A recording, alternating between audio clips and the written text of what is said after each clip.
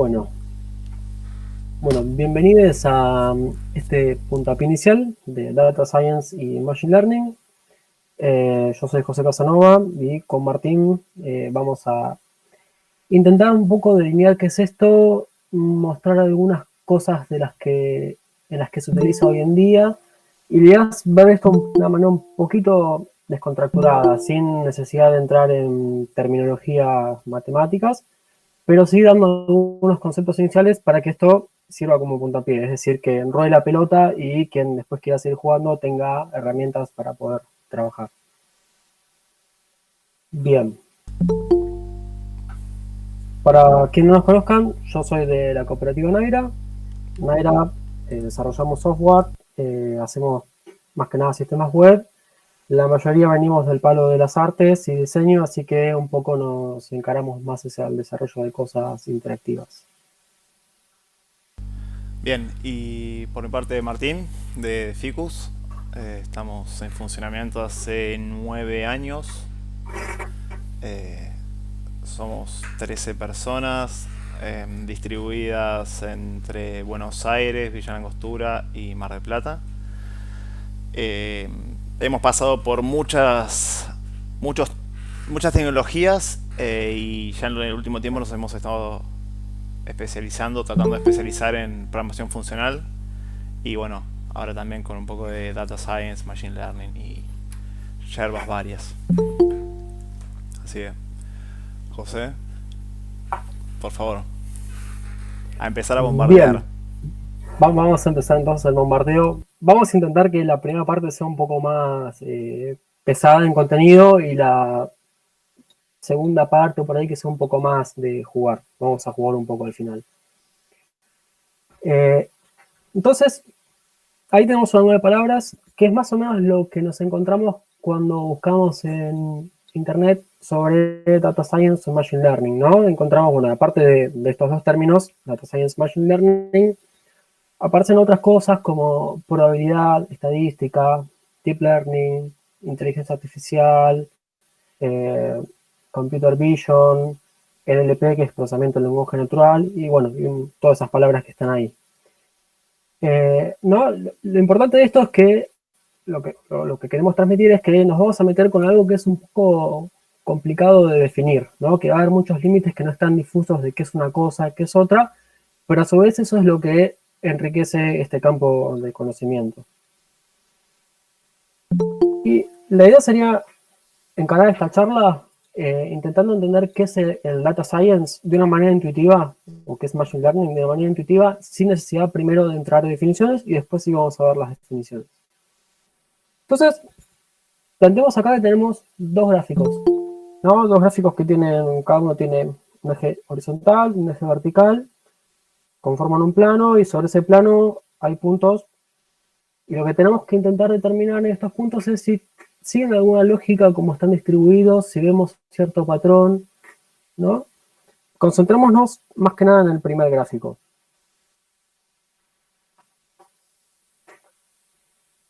Bien, entonces, lo mismo, nada más que ahora le pusimos unos numeritos y si quieren para hacerlo más fácil podemos usar, no sé, un tema de moda como una pandemia. Entonces supongamos que hay una nueva pandemia en el mundo y tenemos los datos de cómo avanzan los contagios, ¿no? Entonces tenemos la cantidad de contagios en el eje vertical y la cantidad de contagios, de la cantidad de semanas en el eje horizontal. Entonces, viéndolo así, lo que uno puede inferir viendo este gráfico es que existe una cierta vinculación entre lo que es la cantidad de semanas y la cantidad de contagios, ¿no? Como que a medida que avanzan las semanas, nos encontramos con que también avanzan los contagios. Entonces, supongamos que el Ministerio de Salud nos pide que hagamos un sistema para eh, proyectar a ver cómo van a avanzar los contagios de esta nueva pandemia. Entonces, lo que nos podemos preguntar es si con estos elementos que tenemos, podríamos decir en la sexta semana, si alguna de esas cruces azules podría darnos esa respuesta de cuántos casos va a haber nuevos en la sexta semana, ¿no? Claramente si vemos los valores, las primeras cruces que están en la altura del 100, el 200, 300, 400, si decimos que va a ser alguno de esos valores, la respuesta es como que no seguiría la misma lógica que tenemos en los puntos, en la distribución de los puntos.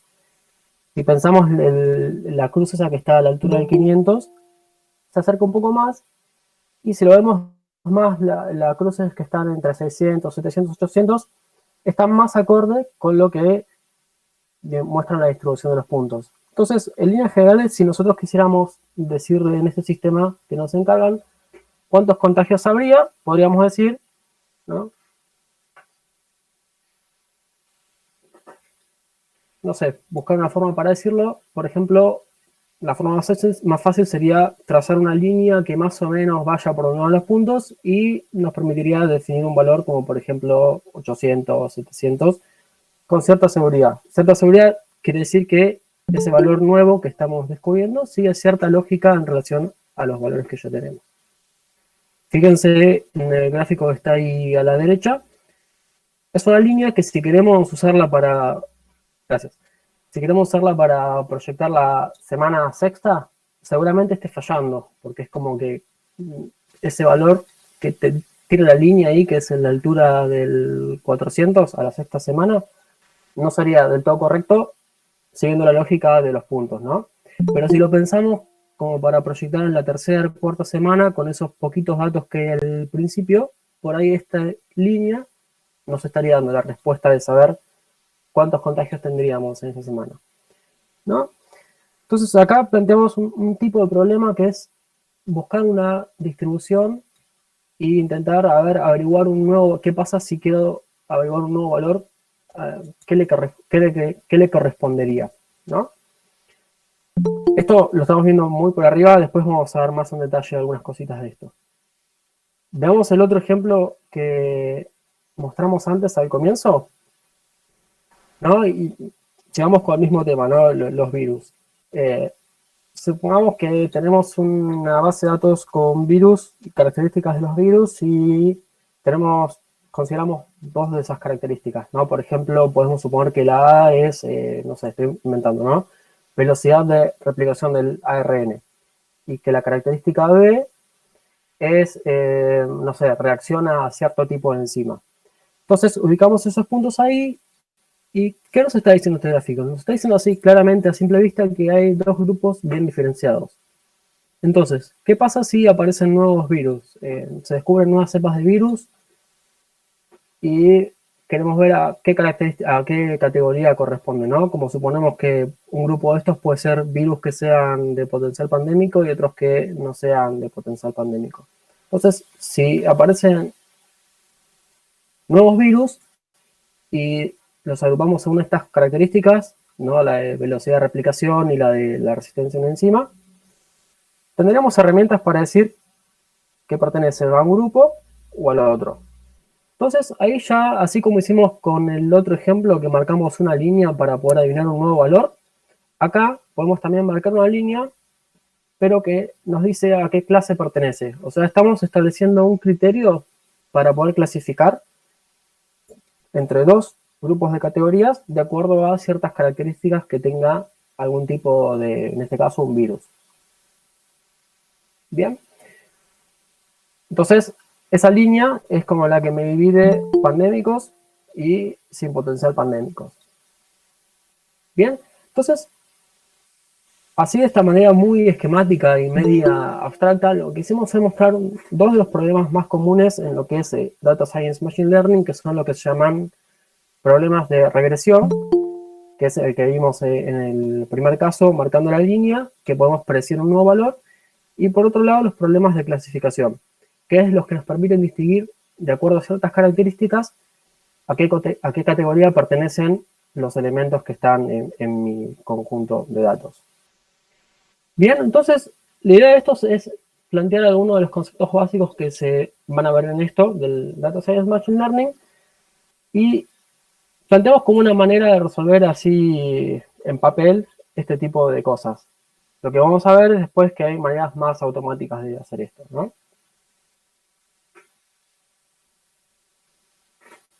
Entonces, habiendo visto esto, y un poco ya lo dije, lo que nos permite este tipo de campo de conocimiento es realizar cierto tipo de predicciones. No, dos ejemplos muy comunes son lo que es proyecciones económicas, ¿no? Por ejemplo, no sé, si quiero saber cuánto va a cotizar el Narval en un mes, y bueno, tengo cierta cantidad de datos, ¿no? De, no sé, la variación de los bonos, la variación de acciones de tales empresas, qué sé yo, que me permiten establecer un criterio lógico para poder saber cuánto va a estar Narval en un mes. Por más que después la predicción falle, pero sigue una cierta lógica esa predicción, ¿no? Así como hicimos la línea para intentar proyectar qué va a pasar en la sexta semana de esa pandemia imaginaria, lo mismo estaría pasando acá. Otro caso muy común es el de los sistemas de correo electrónico, que cuando me llega un mensaje, el sistema, a través de un algoritmo de Machine Learning, determina si es spam o no es spam, ¿no? Como que a partir de ciertas características de los mensajes de correo, puede determinar a qué categoría pertenecen. Similar al ejemplo que vimos ahí con los virus que son pandémicos o no pandémicos, ¿no? Los clasifica por un lado o para otro, como que establece una línea divisoria de alguna manera para poder diferenciarlos. Bien, espero que más o menos haya entendido eso. Igual la charla va a ser muy elíptica y va a volver siempre sobre lo mismo, así que tranqui si no se entendió. Bien, entonces, habiendo tenido esto ya en mente, vamos a intentar definir y un poco vamos a evadir también, dar la definición, lo que es ciencia de datos. ¿Está? Ahí esa definición que está ahí, fíjense que ya empieza diciendo que es un concepto interdisciplinario, o sea, que involucra muchas cosas. Ahora el gráfico siguiente se va a ver mejor.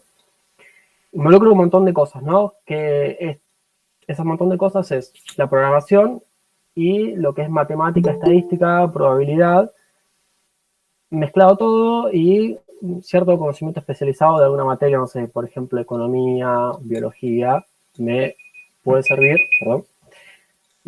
como para trabajar en ciertas investigaciones de Machine Learning.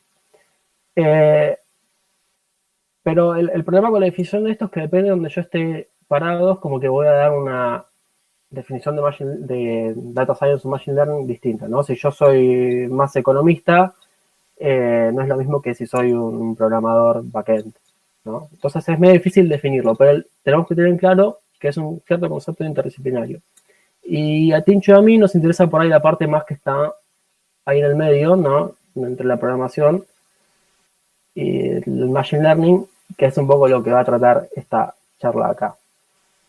Entonces, así como quien no quiere la cosa, doy ninguna definición de Data Science, después muy al final la vamos a poder determinar, cómo se puede definir Data Science tal vez, pero sí vamos a dar una definición más concreta de Machine Learning, ¿no? Leo textual lo que dice ahí.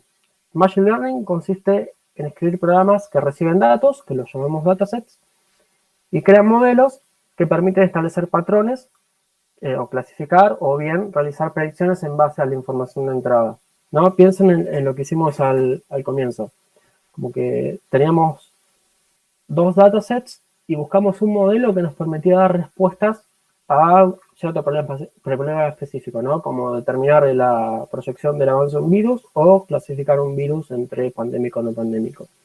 Entonces, mucho del Machine Learning se va a basar en buscar esos modelos que me permiten describir mejor mis datos. Bien, una pequeña pausa. No sé si fue muy avasallante, si hablé muy rápido. Pero es un poco como. Sí, perdón, ¿cómo vienen con las preguntas? También con las dudas. Si ya hay alguna duda ahora mismo. No puedo ver las caras, porque estoy compartiendo mi pantalla. Algo que mencionaste ahí y te lo pregunto yo. Está en negrita modelo. ¿Qué sería un modelo? ¿A qué refiere eso? Y un modelo es como una posible respuesta a mi problema. Si yo tengo el primer gráfico, el de la proyección del virus, y quiero saber la sexta semana qué va a pasar, yo lo que hice ahí fue trazar una línea. Esa línea es mi modelo que me dice, bueno, más o menos en la sexta semana va a pasar esto. Pero también podría no haber sido una línea. Podría haber sido una curva, podría haber sido como un área posible, como que podría haber otra respuesta que no sea la línea. ¿Tá? Entonces, modelo es una forma de responder al problema, pero podría haber otras. No es que hay un solo modelo que resuelve todo. Bien. Bien. ¿Alguna Eso es el pregunta? control. Perfectamente. ¿Alguna pregunta que tengan? ¿Uno? ¿Superposición de modelos ¿Qué? o robustez de un mismo modelo? O sea, hasta por lo que entendí hasta ahora. Perdón si es obvio para otros o tres. La pregunta sería, ¿qué elegir? Sí, o que es viable, o ambos. Ya te lo vamos a contar ahora. Sí, a Lo que priori sigue. diría siempre la solución más simple es la adecuada. Porque todo esto implica costos. Servidores, corriendo. Entonces, la realidad es que al fin y al cabo, si es un proceso que corres una vez al año, tal vez no te importa demasiado. Si es un proceso que corres una vez al día o 200 veces al día, te va a empezar a importar. Si gastas demasiado en eso que estás corriendo, por justamente superposición de modelos, porque es algo tan complejo que requiere demasiado esfuerzo. Entonces, en realidad todo se basa en buscar lo más simple que responda al modelo lo más adecuado posible para lo que estás buscando. Es como a veces cuando hay un error en una aplicación que estamos haciendo y a veces elegís no arreglarla. Porque el valor agregado de eso frente al rechazo en quienes están usando esa aplicación tal vez te hace llevar a decir eso. Entonces, a priori te diría, la simpleza siempre es lo que más importa. Porque eso se traduce en costos. Ahora sí, espero que hayan descansado un poquito. Bien, seguimos. Vamos. Después va a haber más espacio para preguntas. Absolutamente. Sigamos. Bueno, Machine Learning o aprendizaje automático. Algo que nos dimos cuenta con José, vale aclarar, es que hay demasiado material en inglés y no tanto en español. Entonces tratamos de traducir algunas cuestiones como gráficos, algunas palabras, pero también la realidad es que cuando googleás información no te da los mismos resultados si pones ML features que aprendizaje automático características. Entonces espero sepan entender que a veces vamos a decir palabras en inglés porque la realidad es que es lo que después es la forma en la cual se habla. Habiendo dicho esto, vamos a hablar con un Spanglish bastante raro durante toda la charla, supongo. Entonces vamos a ver el paso a paso de lo que vendría a ser el aprendizaje automático. Porque al fin y al cabo es como decía José, es un programa hecho en base a código que hace cosas. ¿Y esas cosas qué son? ¿O cuál debería ser el proceso por el cual corre este programa? Tenemos un dataset. Está un poco. Puede estar tan desorganizado y es lo más normal que esté así desorganizado. La data que tenemos. La cual obviamente requiere de una preparación y limpieza. Esa preparación y limpieza nos va a dar lugar a una exploración. No es todo tan rígido, porque puede que limpiemos y al explorar nos demos cuenta de algo y volvamos, y así iterar un poco. Y en la exploración nos puede justamente, como José mostró en el comienzo de la charla, ver los datos graficados. Pueden ayudarnos en muchos casos a elegir modelos que representen a nuestro problema. También puede ser que sea tan complejo que ver los datos no nos ayude demasiado y que en realidad esté regido más por el objetivo que buscamos. Una vez elegido el modelo, ahí ya pasamos a la parte de entrenamiento y evaluación de ese modelo. Y ahí de nuevo, se puede llegar a volver porque tal vez erramos en el modelo, erramos o algún dato se nos pasó y que termina deformándonos la data o los resultados. Entonces, a grandes rasgos, este sería el paso a paso del aprendizaje automático. Si pensaban que iban a codificar mucho, lamento informar ya ahora que no es tan así. Muchas veces la data está sucia, es un despiole. Faltan datos, no se sabe qué hay en esa data, entonces el mayor tiempo se dedica muchas veces a justamente limpiar y ordenar esa data. Acá, cleaning and organizing data, es justamente eso. Hay que limpiar y ordenar. Por eso hay que amigarse con herramientas para graficar la data. Y termina siendo algo así. Hay un montón de cosas y tenemos... Es importante, como habían preguntado, nosotros necesitamos características que nos pueden ayudar a resolver algo. Entonces, si le damos un montón de información al modelo, probablemente esté procesando mucha información que no le ayude estrictamente a obtener el resultado que queremos que obtenga. Entonces, en esa obtención de la data, si la generamos nosotros, podemos llegar a filtrarla de alguna manera, generarla como ya la necesitamos. Pero la realidad es que muchas veces no pasa esto. Es la data que en los proyectos o en los sistemas ya hay, y tenemos que ver cómo hacemos para ordenarla y limpiarla. Es importante que la data esté completa lo más posible, que no haya valores nulos o vacíos, al menos de lo que nosotros necesitemos usar, que sepamos a qué refiere cada campo, porque obviamente si te dice MLS, vaya a saber qué es, una sigla como el encabezado de una columna, no se sabe. Entonces hay ciertas cuestiones que hace falta, y también la escala, porque si tenemos varias medidas, por ejemplo sobre casas en venta, y una aparece en metros cuadrados, la otra en centímetros cúbicos, y no está unificado de alguna manera, o no está registrado cómo se hizo eso, nos puede llevar a errores, y se pagan caro después esos errores.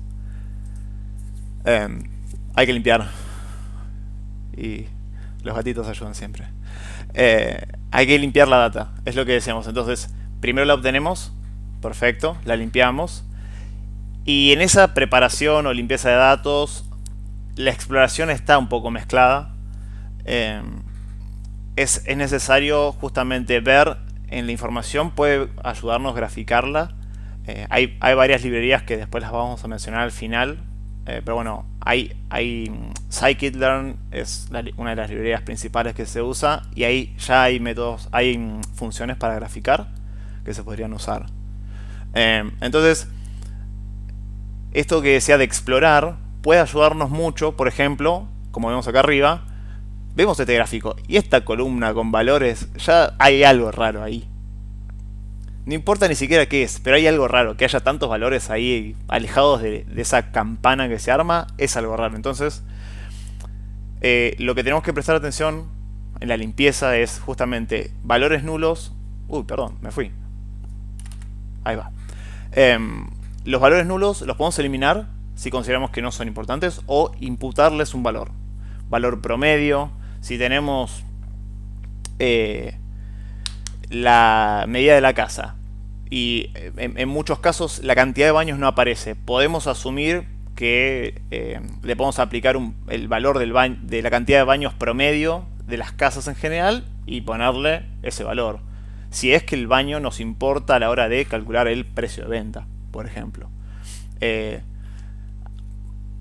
Lo que nosotros decidamos sobre la data va a influir mucho en todo el proceso después. Por eso hace falta, por eso también se le dedica tanto tiempo, porque realmente hace falta entender el contexto. Y de hecho, de la mano de lo que hablaba José antes en ese grupo, en ese diagrama con 3 círculos, diagrama de Venn, que en el medio justamente involucrar el conocimiento. Si nosotros no sabemos de qué estamos hablando, vamos a ver data que no vamos a tener ni idea de qué es, y puede ser un problema para después. Entonces, bueno, hay que darle importancia a los valores nulos, a los valores extremos, que pareciera que no tienen nada que ver. Entonces, considerar eliminarlos, considerar aplicarle un valor a los valores nulos, la escala, que ya la habíamos mencionado, y las categorías. Hay muchos modelos que las categorías, si le pones sexo o género, masculino, femenino o cualquier otra variante, tal vez una M, una F, o no ayuda mucho. Entonces hay que encontrar la forma de traducir esas categorías a algo más numérico, o que el modelo que elegiste o que estás pensando que podría ir le va a servir. Entonces, bueno, siguiendo con el proceso: dataset, preparación y limpieza. Consideremos esto porque así es el proceso general de lo que es Machine Learning. Tenemos que explorar la data. Aunque en la limpieza ya exploramos un poco, después de la limpieza se puede seguir explorando. Y en esa exploración es donde justamente podemos, en este caso es un dataset de flores, de especies, 3 especies diferentes, en las cuales podemos ya ver, sin importar, esto habla de los pétalos, el ancho y el largo, pero más allá de eso podemos ver grupos separados, como en el caso que había mostrado José, que ya se veían 2 grupos separados. De ahí la importancia de hacerse amigo o amiga de las herramientas para graficar, porque nos van a ayudar mucho. En esta exploración justamente podemos ver si hay correlación de variables, si hay desbalances en la información, porque los desbalances al fin y al cabo también nos influyen. Si nosotros a nuestro modelo le damos demasiada información, tenemos que detectar fotos de gatos y perros. Si le damos demasiadas fotos de gatos y pocas de perros, cuando le demos fotos a ese modelo, va a saber mucho más de gatos. Entonces puede que falle en la predicción, en la identificación de los perros. Ese desbalance hay que tratar de notarlo y corregirlo de alguna manera. Una forma de corrección es esta que vemos acá arriba, que es validación cruzada. Justamente nosotros la data que usamos vamos a usar una parte para entrenar y otra parte para predecir. Generalmente se hace una regla de 80-20, 80 para entrenar, 20 para predecir, 70-30. No hace falta pensarlo tanto, hay una función específica o herramientas que nos permiten justamente dividir la data. Pero bueno, una técnica para, por ejemplo, cuando tenemos desbalances en la información, que podría ser, no sé, demasiados puntitos naranjas, pocos verdes, pocos azules. Podría ser algo así. Es la validación cruzada, la cual nos permite justamente partir un dataset en cierta cantidad de bloquecitos y que va usando aleatoriamente, siempre usando todos los bloques, la data para entrenar, que sería lo celeste, y para predecir. Entonces primero predice con el primer bloque, después con el segundo, después con el tercero, después con el cuarto, y eso hace varias iteraciones para al fin y al cabo darle variabilidad a la información. De hecho, otra forma de darle variabilidad a la información, cuando por ejemplo tenemos poca, supongamos que queremos, de nuevo, identificar gatos y perros, tenemos pocas fotos de gatos. Algo que se puede hacer respecto de las imágenes, por sobre todo, es lo que se llama aumentación de data o data augmentation, es variar justamente esa imagen para que me otorgue más fotos de gatos y que el modelo pueda tener más información y se balancee con la cantidad de, en este caso, fotos de perros que le di. Hay que ser cuidadoso con esto porque a veces, en el afán de aumentar el dataset, podemos llegar a aplicar filtros o variar las imágenes a tal punto que las deformen y ya no nos sirvan. En gatos tal vez es más notorio, pero si estamos hablando de detección de células cancerígenas, tal vez no entendemos tanto si la variación está afectando o no. Entonces hay que ser cuidadoso cuando usamos estas técnicas en caso de tener poca información o que haya desbalances. Entonces, retomando la parte de exploración, hace falta graficar, ver cómo se organiza la información y ser consciente también de esos desbalances que puede haber. Una vez que tenemos la información, ya pasamos a la parte del modelo. Esta exploración también nos va a ayudar. Como les decía, el modelo lo podemos elegir a partir de un objetivo o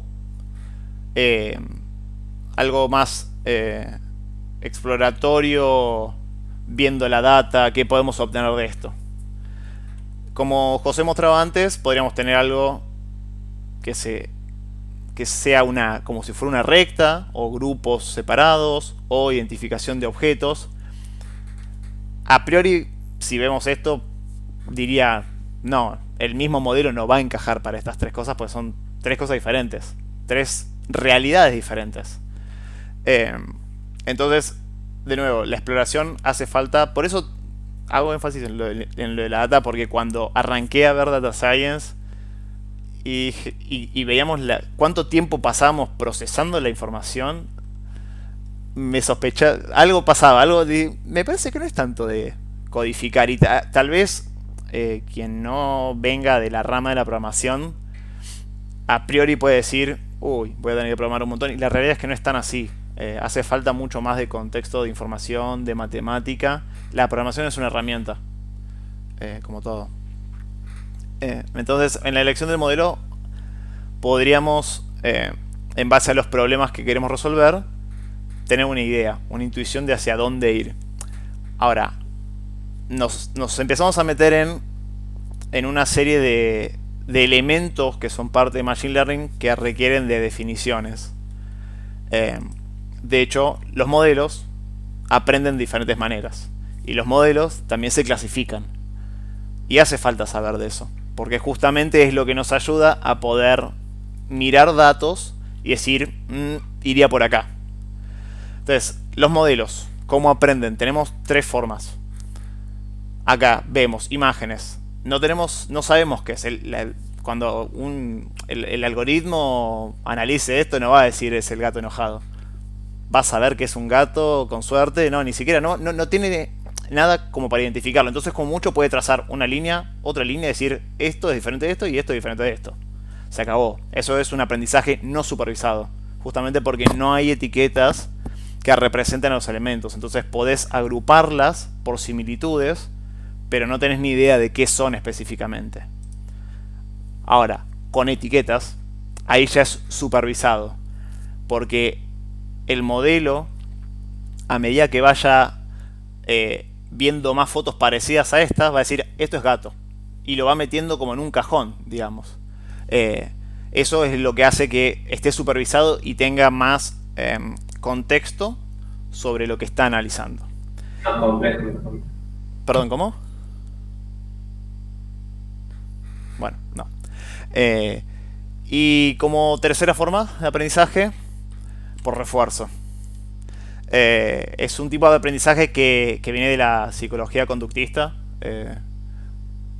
No sé si recordarán a Pavlov, que hacía sonar una campana cuando llegaba la comida y el perro al principio no sabía qué pasaba y con el pasar de 2 días el perro empezaba a babear cuando Pavlov, que era el psicólogo, hacía sonar la campana porque sabía que venía la comida. Es como cuando abren, si tienen mascotas, abren la bolsa de la comida y la mascota que anda por ahí dando vueltas sabe que se viene el momento. Bueno, esas recompensas son las que dan algo diferente en lo que es el aprendizaje por refuerzo o reinforcement learning, para que tengan la idea de cómo se le llama en inglés. Está basado en eso porque el algoritmo hace eso. Escoge acciones y si la hace bien tiene una recompensa y si no, no. Entonces en base a eso va aprendiendo y aumentando su experiencia. Obviamente es mucho de prueba y error. Y si no quedó demasiado claro, vamos a ver un ejemplo justamente de aprendizaje por refuerzo. O sea, vemos el autito, le pifió. Bien, sigue. Y va aprendiendo cómo las curvas lo frenan al autito. Entonces vemos cómo los diferentes agentes que tenemos dentro del algoritmo van iterando una y otra vez y descubriendo por dónde tienen que andar. ¿Ven cómo va evolucionando con el paso del tiempo? Justamente la recompensa es obviamente no chocar. Espero que haya sido bien claro el ejercicio, el video. Como parte de otro concepto es la clasificación. No quiero olvidarme, tenemos dibujantes en las cooperativas. Hernán, por el lado de Ficus, ayudó con estos gráficos muy divertidos. Sí, muy divertidos los gráficos. José también hizo de las suyas. Entonces, así, a priori ya podemos ver 4 grupos, grandes grupos. Hay más clasificaciones, hay un gráfico de scikit-learn que es terrible porque decís, a ver, tengo más de no sé cuánta información en el dataset, sí, tiene etiquetas, no. Y así como te vas llevando, pero igualmente es súper complejo. Lo que nos importa, como decía José, es que tengamos una noción general de todo esto y cómo funciona por detrás. porque después, con el paso del tiempo, vamos a ir aprendiendo y es algo que tiene una curva de aprendizaje bastante larga. Entonces, los modelos, estos de los que hablábamos, que tienen que representar a la realidad y buscar justamente un resultado, también pueden ser algoritmos, tienen 4 grupos, a grandes rasgos. Hay más. No queremos agobiar a la gente. Entonces, vamos por un lado. Por el lado izquierdo tenemos los de aprendizaje supervisado. Entonces tenemos clasificación, como el caso de las fotos con las etiquetas. Al tener la etiqueta podemos saber qué es lo que el algoritmo está analizando. Y por este lado están los no supervisados. Entonces veamos como cuando tengo la etiqueta es una clasificación. Y cuando no tengo una etiqueta es un clustering. Porque justamente agrupa cosas similares, pero que no sabe exactamente qué son. Sabe que son similares. Y ahí está, se acabó ahí. Volviendo a la parte de supervisado, aprendizaje supervisado, tenemos la regresión, que la mencionó José justamente, donde podemos usar este tipo de modelo cuando buscamos un valor específico. Una predicción del valor de venta de una casa, no sé, ventas se me viene a la cabeza, es el primer ejemplo. Pero bueno, la cuestión es valores específicos respecto de toda una serie de datos continua. Y por otro lado, de nuevo, con el aprendizaje no supervisado, tenemos la reducción de dimensiones.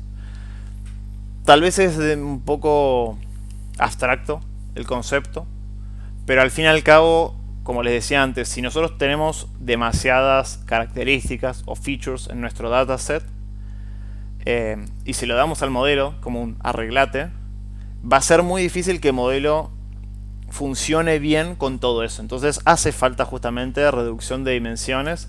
Hay algunos casos en los que es lo principal, de hecho, porque si tenemos 2000 campos por cada registro de vaya a saber qué, con 2000 campos va a ser muy difícil poder lograr un resultado de eso. Entonces ahí es donde hace falta la reducción de dimensiones. Entonces, concluyendo, los modelos tienen formas de aprender y representan o nos permiten obtener ciertos resultados. Entonces, en base a eso ya podemos, cuando vemos la data, intuir para dónde deberíamos ir. Si tenemos que clasificar y tenemos etiquetas en lo que tenemos que clasificar, está claro. Después hay diferentes algoritmos justamente dentro de lo que es clasificación en base a el tipo de problema, la cantidad de datos, pero eso no viene al caso. Lo importante es saber para dónde ir. Y la realidad también es que como lo tenemos que evaluar y ver todas estas decisiones que vamos tomando con la data que elegimos, con el modelo que elegimos, hay que probarlo. Pero antes de probarlo tenemos que entrenarlo, porque el modelo no sabe qué hacer. O sea, tenés la data y tenés el modelo. Ok, ahora hay que saber meter esa data en el modelo para entrenar. Ese entrenar significa que generaliza comportamientos, busca patrones a partir de esa data y logre hacer predicciones. De hecho, parte de la secuencia es entrenar y predecir. Eso es lo que tenemos que hacer con el modelo. A partir de eso es que nosotros podemos justamente evaluarlo. Entonces, cuando lo evaluamos, hay métricas, obviamente en base a cada modelo que elijamos hay diferentes métricas. No hace falta meterse en eso. Sepamos que cada métrica nos va a decir, no sé, cerca de 1 está bien, cerca de 0 está mal, errado. Y ahí es lo que decía José, trayendo a colación ese gráfico del principio, que tal vez si tenemos puntos que describen una curva y nuestro modelo representa una recta, claramente no estamos sabiendo representar la realidad a través del modelo que elegimos. Y en el caso de tal vez al usar demasiadas features podemos llegar a sobreajustar el modelo, el overfitting. Podemos sobreajustarlo y que el modelo represente muy bien a la data de entrenamiento, pero que después, cuando lo ponemos en producción al modelo, no sepa nada, no pueda detectar nada, no pueda darte el valor de una casa según la ubicación o saber qué es un perro o un gato. Claramente overfitting es lo que más sucede, porque de hecho es muy fácil encontrar memes de overfitting. Como vemos, una cucha que cambiaste el perro y listo, ya no te sirve la cucha. La persona crece, engorda, adelgaza, listo, ya no te sirve más la cama. Entonces, para que se entienda, overfitting es cuando el modelo es demasiado ajustado a los datos. Y eso, por ejemplo, hay una métrica en la cual 0 sería un modelo incorrecto o super ajustado por defecto. Y 1 es lo más acercado a la perfección. Bueno, que se acerque a la perfección no es bueno, es sospechoso mínimamente. Entonces hay que revisar esas pequeñas cositas. Entonces, volviendo o concluyendo, tenemos la data, la preparamos, la limpiamos, la exploramos, elegimos el modelo y en base a todo eso entrenamos y predecimos. Y ahí es como que se va iterando para lograr justamente, tal vez tenemos que incluir más data, sacar algo de la data, porque la métrica nos dice que el modelo es malo, o que mejor dicho no está dando un buen resultado, o que sí lo está dando. Entonces ahora, en base a todo esto, nuestra invitada nos va a contar justamente lo que está haciendo ella, lo que está estudiando, la aplicación de un modelo. Así que Maya, Bueno, por favor. muchas gracias por la invitación. Gracias por compartir mi artículo. Bueno, Si tenemos el link, después vamos a pasarlo, o se lo podemos pasar por el chat. Sí, dale, así lo van leyendo. dale. Sí, recién Ahí lo lo mandé, pasaron, por eso Bien. estaba agradeciendo. Me presento para quienes no me conozcan. Yo soy Maya, soy de la cooperativa ERIX. En ERIX somos 24 socios. Desde su surgimiento, básicamente hacemos software a medida, y en los últimos años surgió la unidad de lo que es Data Science, Machine Learning e investigación operativa, sobre todo porque hay un par de doctores en ciencias de la computación de exactas que justamente lo que más estudiaron es lo que es investigación operativa y optimización. Yo estoy terminando la licenciatura en matemática, en mi tesis quise un poco contar una aplicación que se puede hacer de Machine Learning al estudio de los humedales del delta del Paraná. Todos ubican acá o habrán escuchado un poquito de los humedales del delta del Paraná prendiéndose fuego sin parar, más o menos, ubican.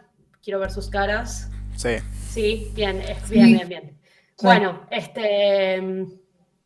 Bueno, la verdad es que el incendio de tierras para poder limpiarlas para forraje y para la cría de ganado, etcétera, es una práctica común, pero la verdad es que tanto en 2008 como ahora se estuvo descontrolando.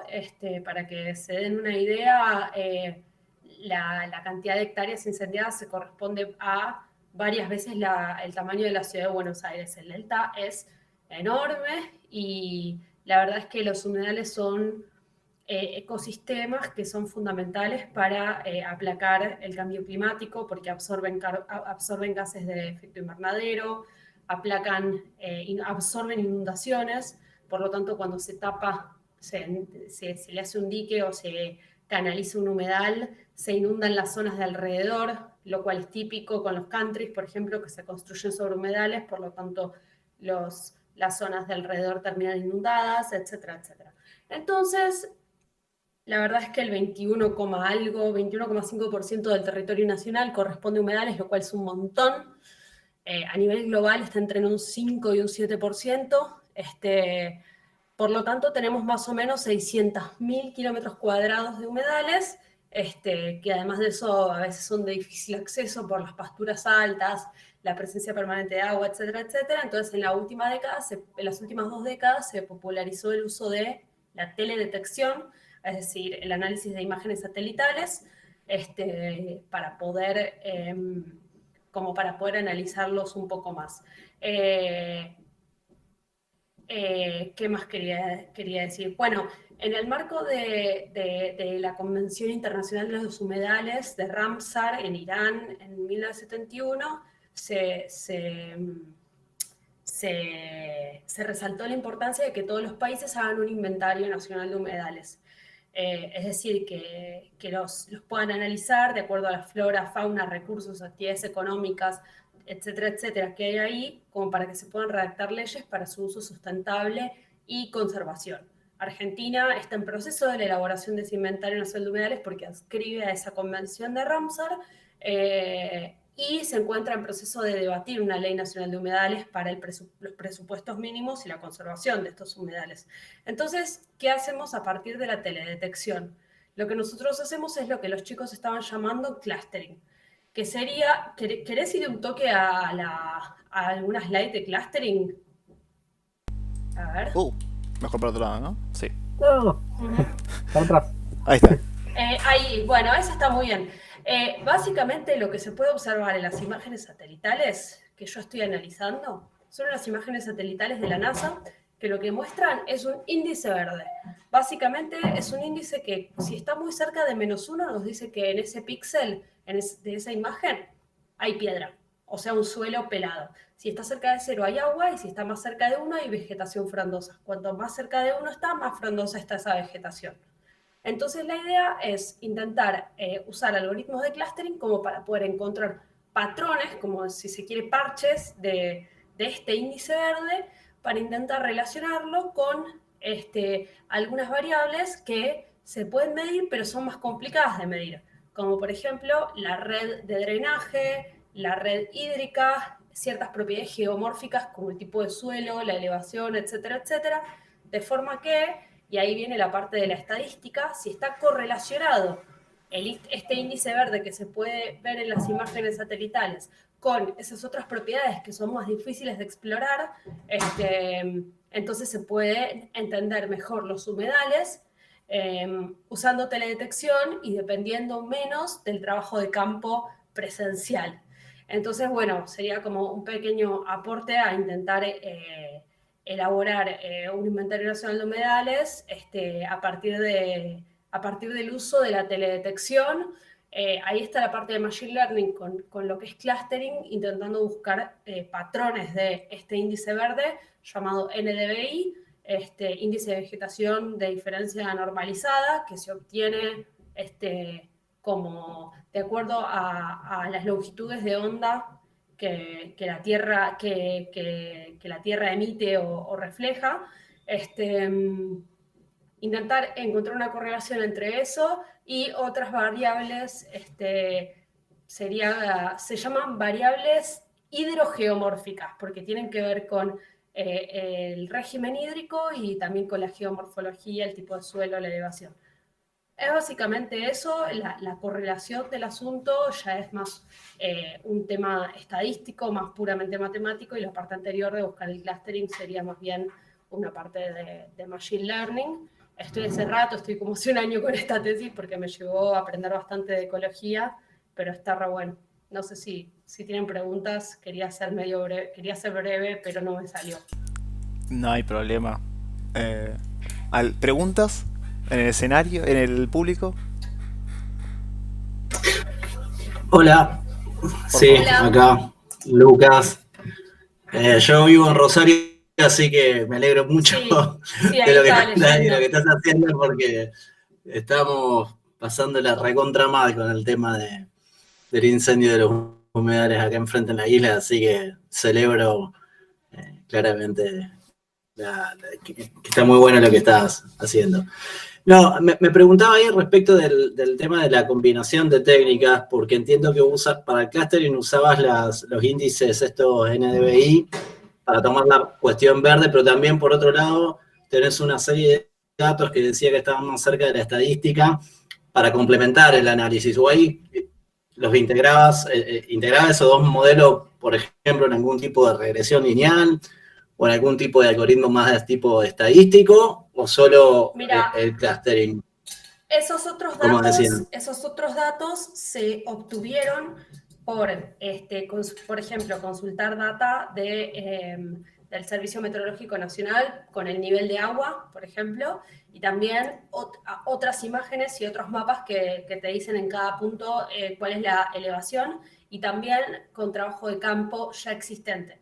Entonces, de esa manera, vos podés intentar correlacionarlo para después intentar ver, y si esa correlación te da que es algo razonable y que hay una relación entre las variables hidrogeomórficas y el NDVI, después lo puedes usar para otras imágenes.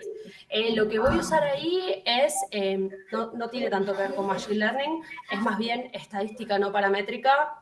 Vamos a hacer una versión modificada de un test de chi cuadrado, no sé si te suena. No, me sé. Ok, tiene que ver con análisis de unas tablas de contingencia, que te dice básicamente, una tabla de contingencia te va a decir tipo, bueno, para suponete que encontramos 6 clusters de NDVI, 6 clusters del índice verde, ¿está bien?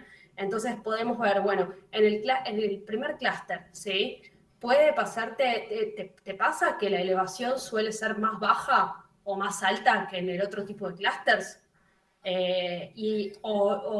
Por ejemplo, o la elevación o el nivel hídrico. Entonces, la tabla de contingencia justamente lo que hace es cruzar todos esos datos, ¿sí?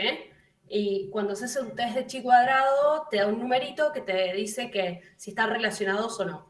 Nosotros lo que vamos a hacer, y la parte más innovativa de la tesis, es que vamos a modificar un poco este test, porque al ser una imagen, los datos no son 100% independientes todos entre sí, pero eso ya es más bien de estadística. Si llego a hacer una tesis de Machine Learning para una licenciatura en matemática, me cagan a pedos y me dicen que estudio Así que algo de matemática le tengo que meter. Por supuesto. Está perfecto. Muchas gracias. Bueno. De nada. Bueno, y quería resaltar un poco la importancia del libre acceso a la información, porque desde la Federación siempre remarcamos eso, el software libre, el libre acceso a la información, y lo cierto es que esta data está disponible, estas imágenes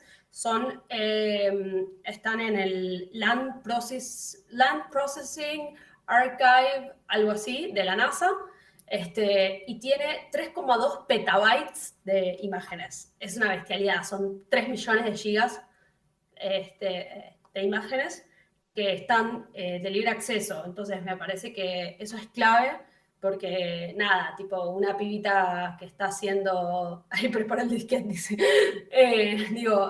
incluso puede acceder a esos datos una pibita que está haciendo la tesis de licenciatura, y como para poder aportar un poquito frente a tanta información, el hecho de que cualquiera pueda acceder y explorarlo me parece re clave.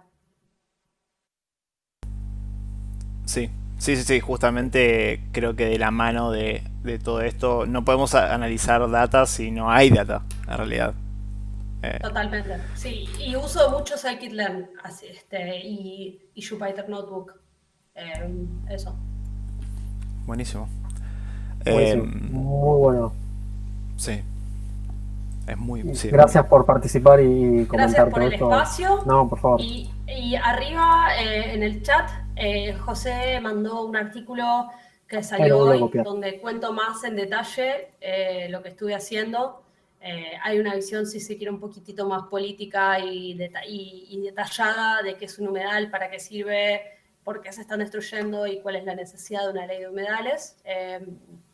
Yo la tesis la estoy haciendo en la UNSAM, a pesar de que estudio en la UBA, en el Instituto de Investigaciones e Ingeniería Ambiental, que es un laboratorio de ecología y teledetección. Y la verdad es que la gente que labura ahí está militando mucho una ley de humedales, y que la ley esté buena, digamos, que no sea cualquier ley, y que asegure la sustentabilidad. Así que ahí cuenta un poco la parte técnica y la parte de detallar qué son los humedales y por qué la necesidad de la regulación. Buenísimo. Muchas gracias. Bueno, eh, ¿alguna pregunta que no corresponda a la parte de lo que estuvo hablando Maya, a la parte de humedales, sino a todo el resto? Tal vez son un montón de preguntas. Si son más de 2 preguntas, yo diría no las digan. No hay problema. Después otro día lo charlamos. No, mentira. Pueden decir todo lo que quieran. Bien. ¿Sí? ¿No?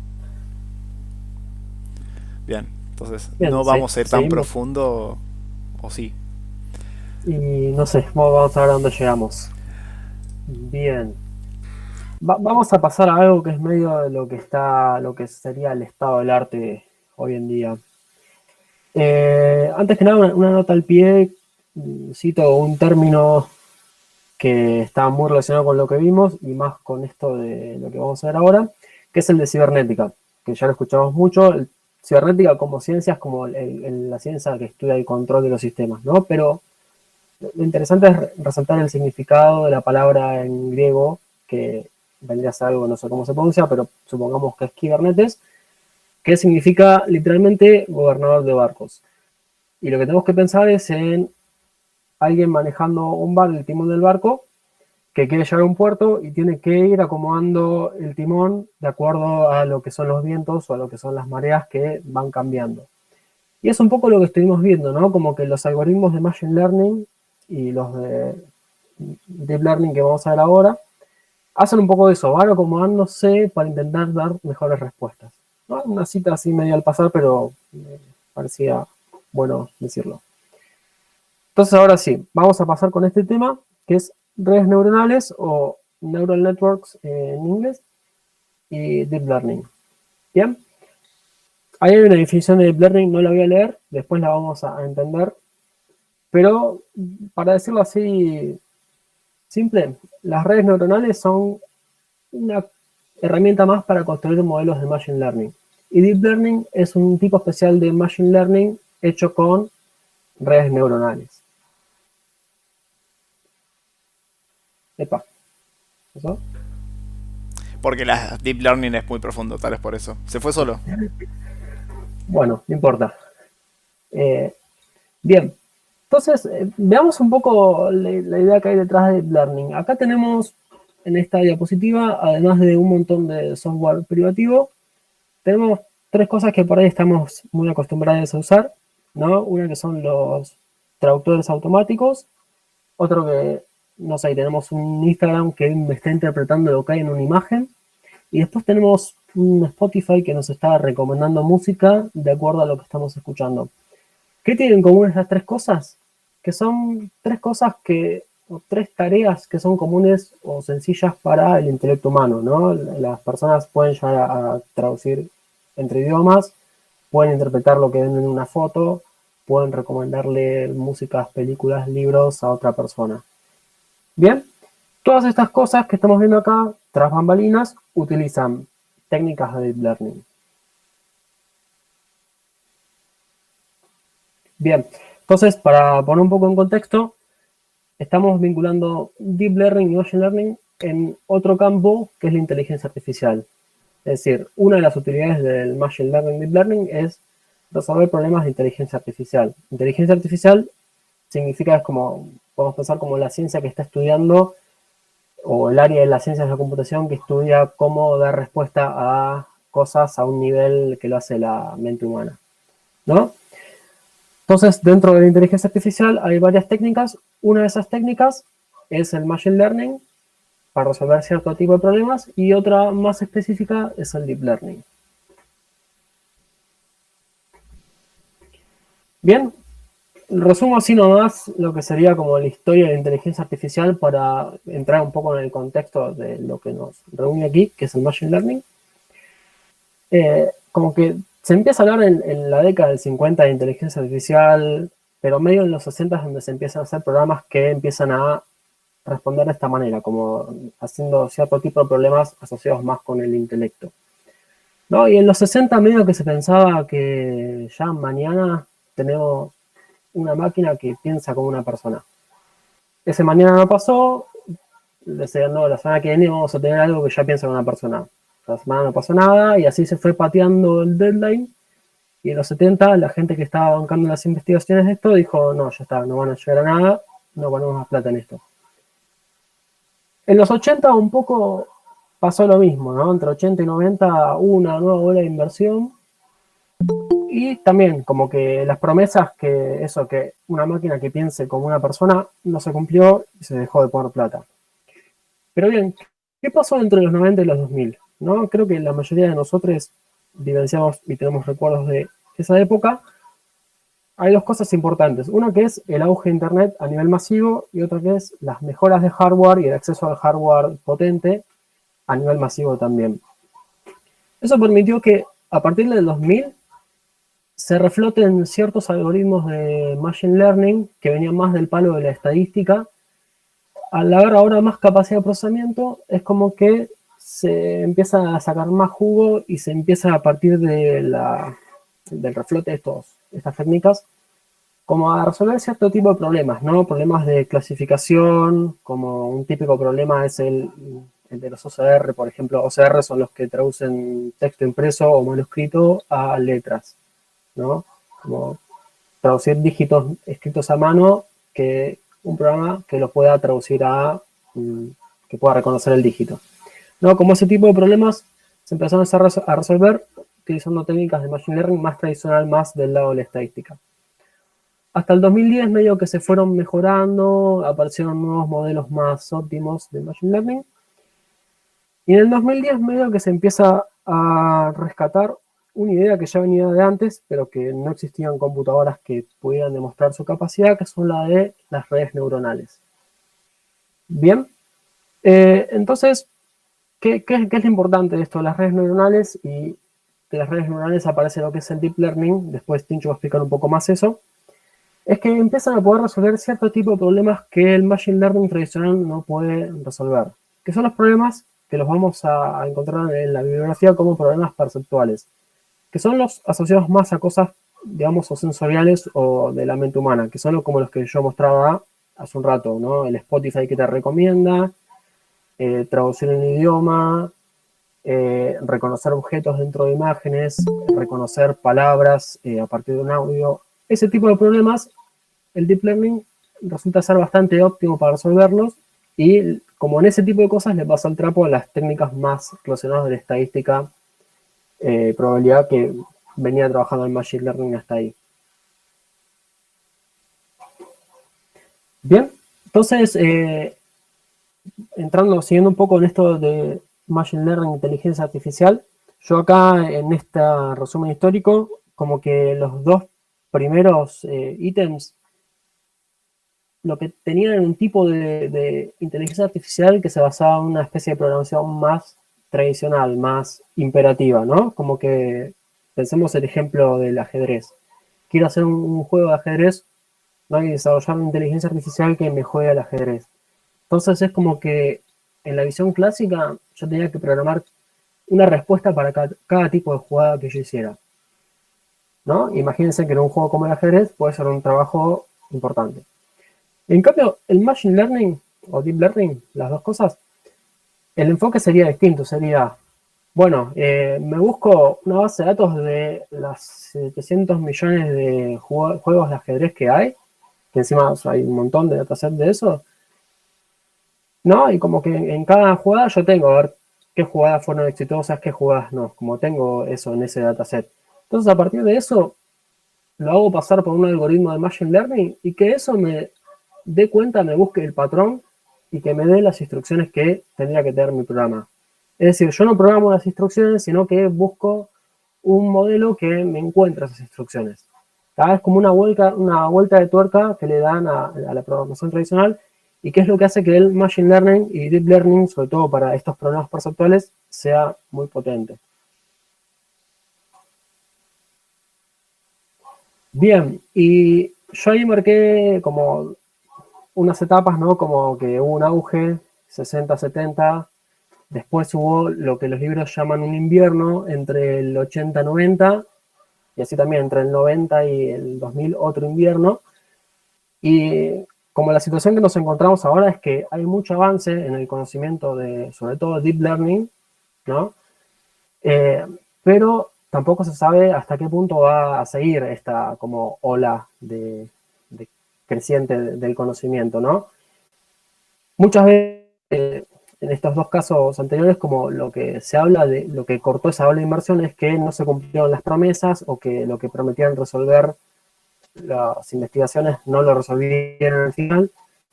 Y un poco lo que otros libros dicen es que ahora puede llegar a pasar lo mismo. Si bien hubo mucho avance, hay ciertos tipos de cosas que la humanidad es media como resistente, ¿no? Imagínense sobre todo las cosas que cambian el esquema de algunas profesiones. Imagínense que desarrollamos un sistema que reemplaza totalmente el trabajo de los médicos. ¿Tendría viabilidad? Imagino yo que habría todo un lobby de empresas de prepagas y demás que haría todo lo posible para que nadie invierta en ese sistema. Y así como un montón de cosas, podemos imaginar como cosas, no sé, los autos de Uber, autos sin conductor, hasta qué punto la gente está deseando viajar en autos sin conductores. Entonces, ese tipo de cosas pueden hacer que la gente que pone plata en investigaciones deje de bancar porque no ve que esas investigaciones pueden ser aplicables. Si se va a cortar esta ola de inversión o no, yo no lo sé, no tengo la respuesta, ¿no? Pero es un interrogante que está en muchos artículos. Pero bueno, si eso pasa y se corta la ola de inversión, tenemos un montón de cosas para entretenernos, que son todas las cosas que a grandes rasgos resuelve el Deep Learning. Ya hablamos de clasificación de imágenes o reconocimiento de objetos, lo mismo para la voz, transcripciones de manuscritos, traducciones de idiomas, texto a voz, las recomendaciones Netflix, Spotify, o mismo los asistentes virtuales de los teléfonos o demás, usan mucho Deep Learning, los autos de Uber, la segmentación publicitaria también se basa mucho en algoritmos Deep Learning, y así también buscadores web o chatbots y varias cosas más que no estamos incluyendo acá también se aprovechan mucho de lo que es el Deep Learning. Entonces, hasta acá hicimos al revés la cosa, ¿no? Como hablamos de qué hace el Deep Learning, pero no explicamos cómo funciona. Así que le dejo a Tincho que explique un poco cómo funciona esto. Y sí, había que alternar para descansar un poquito de tanta teoría. Entonces, redes neuronales. Claramente el nombre viene de algo ya existente. Justamente nuestras neuronas. Cómo las personas aprendemos. En sí, las neuronas están conectadas las unas con las otras, entre todas. No tienen una tarea en concreto cada una, pero son parte del proceso de aprendizaje. Con el paso del tiempo, las neuronas van reforzando ciertas conexiones, asumiendo que acá viene otra neurona. O sea, se van conectando justamente unas con otras y formando como redes. De hecho, se ven hilos más finitos o hilos más gruesos. Eso es sobre todo por los hábitos. Si empezáramos a lavarnos los dientes con nuestra mano no hábil, ese trayecto de neuronas que se usan para hacerlo empezaría a reforzarse. De ahí que una persona que usa la mano derecha puede tranquilamente usar la izquierda o ser ambidiestra. Así que viene por ese lado que las personas, o como contaba José, decían, tiene que haber alguna forma de hacer que esto aprenda y funcione por sí solo. De ahí el concepto, de hecho, una nota al pie, pero hay algo que se llama biomimetización o biomimicry, que justamente es una disciplina que analiza la naturaleza por sobre todo para tratar de abstraer esas cuestiones a los efectos de una planta que su textura le permite ser repelente a los líquidos y eso lo pueden extraer para hacer pinturas antigrafitis. O sea, no es algo demasiado loco, creo que el humano trata de tomar cosas de la naturaleza que ya funcionan para replicarlo de alguna manera, y este no es un caso ajeno a toda esta forma de pensar. Entonces, teniendo en cuenta las neuronas conectadas, la neurona, mejor dicho, la red neuronal básica más simple es el perceptrón, que como vemos tiene una neurona, y es bastante limitado en su funcionamiento porque permitiría algo así como una función lógica de un AND, OR o un I, O. en las cuales puede definir entre dos resultados, separar dos grupos. Es algo bastante simple, pero si consideramos que queremos detectar objetos o que queremos predecir precios o ventas o cualquiera de esas cosas, con una simple neurona difícilmente lo logremos. De ahí es que surge la idea de conectarlas y armar redes para que justamente aprendan tal como lo hacemos nosotros. Así es como se vería un gráfico muy por encima de una red neuronal. En sí tiene capas, esas capas tienen neuronas. Cada una de esas capas tienen ciertas tareas asignadas, por decirlo de una manera. Justamente acá vemos lo que José mencionaba antes de dígitos escritos a mano y cómo diferentes neuronas detectan diferentes pedacitos de ese dígito. Y eso que obtienen, lo que detectan, lo pasan a la siguiente capa, a las otras neuronas, para que se siga procesando y de alguna manera al final te diga: eso que me diste al comienzo era un 4. Ahora, ¿cómo funciona por dentro una neurona? Es algo así. Al fin y al cabo es matemática. De ahí que no es programación ni nada más. Es programación, es matemáticas, es estadística, es probabilidad. Hay un montón de conceptos involucrados en todo el funcionamiento de las redes neuronales y en realidad de toda la disciplina de la cual venimos hablando. Sin tratar de agobiar a quienes están escuchando, es una función matemática, al fin y al cabo, donde lo que entra, como puede ser estos x1, x2 o una foto de perro, que en realidad una foto termina siendo una matriz, cada pedacito de eso que entra tiene un peso asociado, que lo vemos acá, cómo se van sumando, más una variable independiente. Todo eso se termina combinando para que dé un resultado. O sea, podría ser de ese 4 que vimos en la diapositiva anterior, que acá ejecute una función y en base a los pesos asociados de lo que entra más ese valor variable independiente nos dé esto y lo pase a la siguiente capa. Entonces eso es en sí lo que hace cada neurona.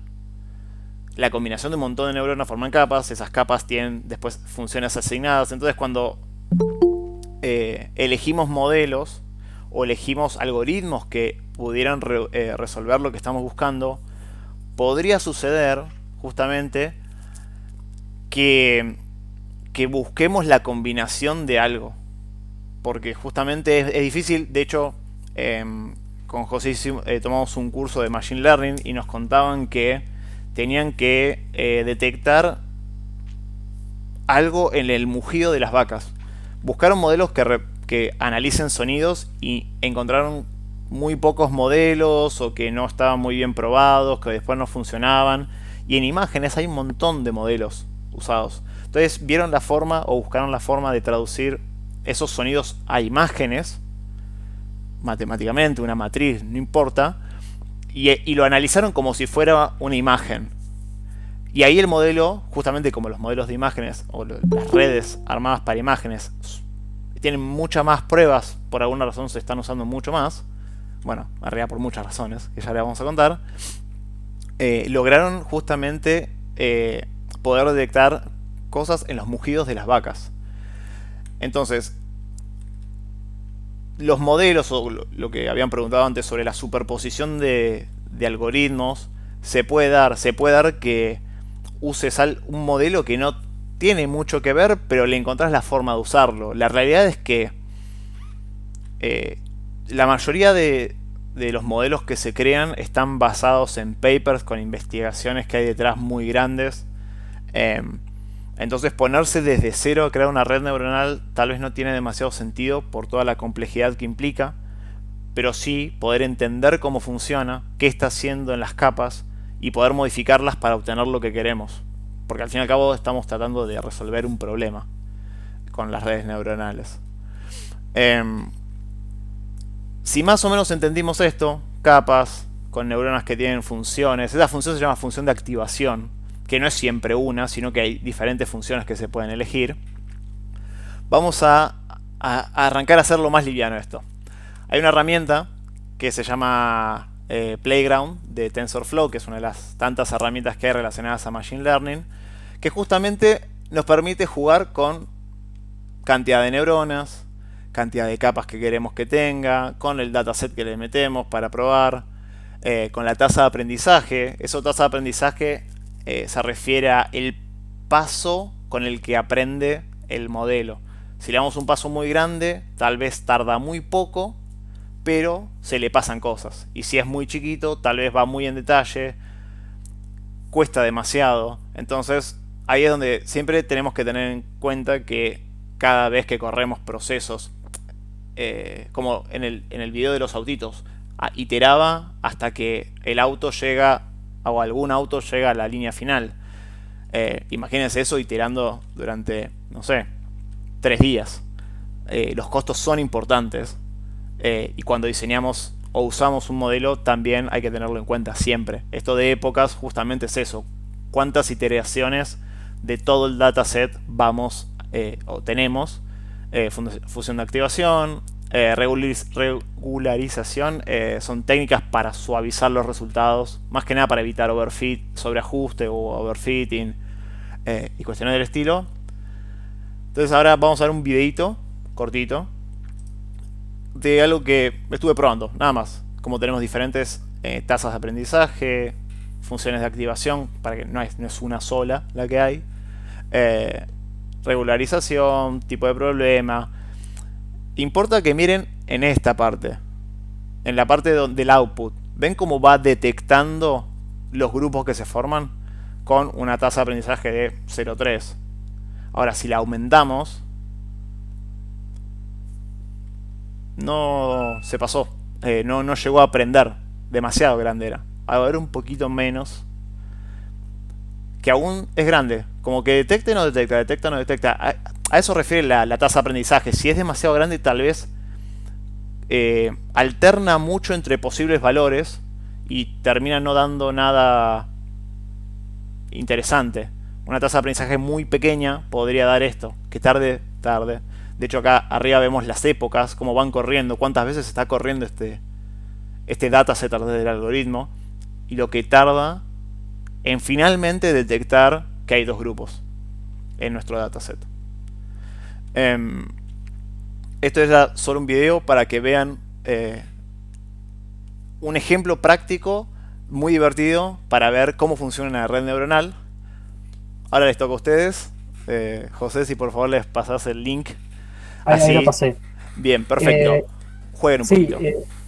Una cosa de esto, de lo que hablamos de las capas ahí, es que la idea de Deep Learning es también jugar esto con esto de las capas. Y lo que tiene este Playground de bueno es que nos permite probar estas cosas sin necesidad de programarlas. Entonces podemos como evaluar a ver si un modelo va a funcionar o no sin necesidad de meternos en código, como de una manera un poco más gráfica. Exactamente. Deep refiere a la cantidad de capas o a la necesidad de aumentar la complejidad en una red. Así que bueno, tienen el link. Entren, jueguen 5 minutitos, descansan de tanto palabrerío y en breves ya continuamos, mientras vemos cómo... Martín, Sí. José, ¿puedo mencionar algo chiquito? Por supuesto. Sí. Aprovechen este espacio. Con respecto a... No sé si lo mencionaste porque justo me llamaron por teléfono y capaz me lo salteé, pero con esto de la velocidad de los saltos, ¿cómo se dice? Está esto de que lo podés ir adaptando para que a medida que va convergiendo la solución, esa tasa se vaya reduciendo, cosa de no ir, de que pueda converger mejor. También se puede hacer adaptativo y que no sea fijo, digamos. Sí, no lo mencioné para no irme muy en detalle, pero bueno, sí. Tal como dice Maya, no es... por suerte, de hecho, creo que la primera vez que vi Data Science y Machine Learning en la facultad, era todo mucho más... no quiero decir arcaico, pero mucho menos desarrollado. Y cuando tuvimos este curso en el que participó mucha gente de Ficus, bueno, estuvo José, había varias personas de varias cooperativas, nos mostró una herramienta que se llama Teapot, en el cual vos le das un dataset y empieza a iterar en base a un montón de modelos posibles y te dice, este sería el más óptimo. Eso cuando arranqué a verlo no existía. Y, ok, consume un montón, pero tal vez te podría sacar de un apuro a la hora de detectar un modelo que no tenés ni idea. Obviamente es costoso. Entonces, tampoco es que lo vas a hacer con cualquier problema que tengas que resolver. Y la experiencia también, si tenés que dejar 2 días corriendo algo contra, veo los datos y ya sé qué modelo podría llegar a ser, obviamente vamos por una solución así. Sí, hay muchos hiperparámetros que serían como parámetros más de alto nivel, o parámetros incluso que se pueden dejar sujetos a una adaptabilidad en base a lo que sucede. De hecho, si dentro del aprendizaje de esta red, si en algún momento deja de aprender a partir del paso de las épocas que veíamos ahí, corta, deja de correr. Eso también es algo que existe.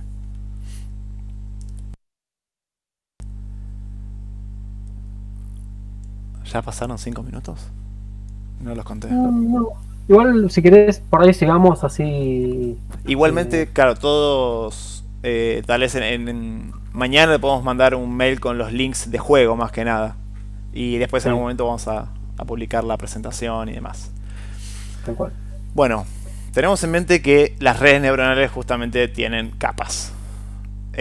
Como bien José dijo, cuando necesitamos más complejidad en la resolución de un problema, o cuando el problema a resolver es más complejo, necesitamos más capas, necesitamos más neuronas, y todo esto representa más costos, al fin y al cabo. Para que se note la comparación entre un perceptrón, que es la red neuronal más básica, más simple, contra una red neuronal de convolución. Convolución, al fin y al cabo, es una operación matemática que en base a 2 funciones te genera otra función combinándolas. No importa cómo, hace eso al fin y al cabo. Entonces por eso se llaman redes de convolución. Y son muy usadas para detección de objetos, para todo lo que es tratamiento o análisis de imágenes. Podemos pensar como veíamos en el ejemplo del número dibujado a mano, cada una de estas capas va obteniendo conceptos más abstractos y más simples para ir justamente con la convolución, ir uniendo todos esos conceptos o filtros que va aplicando para obtener pequeños resultados y pequeños resultados que podrían determinar en las decisiones que toma el modelo, esas instrucciones que hablaba José, de cómo cambió la forma de encarar los problemas. A partir de el paso a través de todas las capas va generando resultados que permiten finalmente detectar, por ejemplo, un objeto, tomar decisiones por parte del algoritmo. Obviamente, bueno, acá dice 82, vemos los números de la cantidad de neuronas que tienen y la cantidad de capas que hay. Eso de deep learning, de aprendizaje profundo, justamente refiere a la cantidad de capas necesarias para atacar algunos problemas, algunas situaciones. Tampoco le digamos problema porque no es para tanto. El ejemplo que tomamos acá es de una librería que se llama YOLO, como dice acá abajo. You Only Look Once, solo mirás una vez. De una forma de tratar las imágenes que se vuelve muy rápido para detectar objetos. Y como vemos es muy compleja. De ahí que si querés detectar objetos, tal vez es mejor usar algo que ya existe, que está probado y que funciona relativamente bien o bastante bien. Para que se entienda más o menos qué tan rápido funciona, veamos cómo funciona. Detecta objetos así, de rápido. De ahí la necesidad de... Tal vez eso que mencionaba José de invierno o no, si podría llegar a haber como una fase de congelamiento de todo esto. Tal vez depende de la situación. Una librería así tranquilamente se podría usar para ver si hay distanciamiento en personas. O calcular el distanciamiento social que hoy día necesitamos en, no sé, estaciones de tren. Entonces, tomar alguna medida para que la gente no esté tan junta, hacer que viaje menos gente. Hay cuestiones que podrían motivar a que se siga invirtiendo y se siga trabajando, estudiando en todo esto. De la mano de las redes neuronales complejas tenemos las GANs. no, Spider-Man no está tan involucrado, pero la gana lo que refiere son justamente dos redes neuronales funcionando y engañándose la una a la otra.